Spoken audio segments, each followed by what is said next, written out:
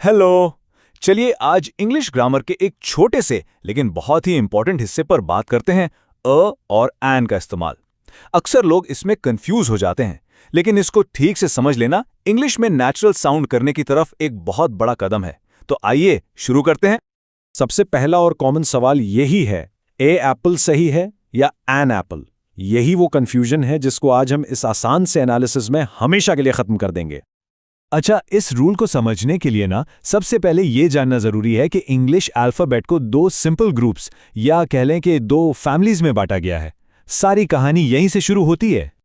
और इन दो फैमिलीज में से एक फैमिली थोड़ी सी खास है।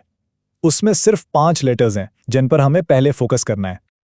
ये हैं वो 5 special letters A, E, I, O, U. English में इन्हें कहते हैं वाउल्स। उर्दू में हम इन्हें हरूफ इल्लत भी कहते हैं। बस इन 5 को आसानी से याद रख लें। अब जो बाकी बचा वो तो बहुत ही आसान है। इन 5 वाउल्स के अलावा इंग्लिश के बाकी जितने भी लेटर्स हैं वो सब के सब कॉन्सोनेंट्स कहलाते हैं। सिंपल सी बात है ना? ठीक है, तो अब जब हम लेटर्स की दो फैमिलीज को जान चुके हैं तो आइए अ और एन के बुनियादी उसूल की तरफ बढ़ते हैं। समझ लें कि ये एक सिंपल सा गेम है जो इन्हीं दो फैमिलीज पर बेस्ड है। रूल का पहला हिस्सा ये है कि अगर कोई लफ्ज वावल लेटर से शुरू होता है, यानी ए, ई, आई, ओ या यू से, तो उससे पहले हमेशा एन लगेगा। जरा इन एग्जाम्पल्स को देखें। An apple, an elephant, an ink pot. साफ नजर आ रहा है कि ये सारे लफ्ज ए, ई और आई से शुरू हो रहे हैं, जो कि वावल्स हैं। बिल्कुल स्ट्रेट फॉरवर्ड रूल है। और रूल का दूसरा हिस्सा वो भी उतना ही आसान है। अगर कोई लफ्ज वॉल्स के अलावा किसी भी लेटर यानी कॉन्सोनेंट से शुरू हो तो उससे पहले हम ए लगाएंगे। यहां देखें अ बुक, क्योंकि बी एक कॉन्सोनेंट है। बिल्कुल इसी तरह अ बर्ड। ये दोनों एग्जाम्पल्स रूल को बिल्कुल वाजे कर देती हैं। तो बुनियादी उसूल तो बस यही है, लेकिन कहानी में एक छोटा सा लेकिन बहुत अहम ट्विस्ट है। और अब वक्त है उस सबसे बड़े राज को जानने का जो आपको ए और एन का एक्सपर्ट बना देगा। ये सिर्फ लेटर के बारे में नहीं है, बल्कि ये एक ज्यादा जरूरी चीज के बारे में है। तो सबसे इंपॉर्टेंट पॉइंट यह है कि असल रूल उस लेटर के बारे में नहीं है जो लिखा हुआ नजर आता है, बल्कि उस आवाज के बारे में है जो सुनाई देती है। असल गेम सारा साउंड का है। आइए इसकी 2 जबरदस्त मिसालें देखते हैं। लफ्ज है आवर। ये शुरू तो एच से होता है जो एक कॉन्सोनेंट है, लेकिन इसकी आवाज क्या है? आवर। ये एक वावल साउंड है।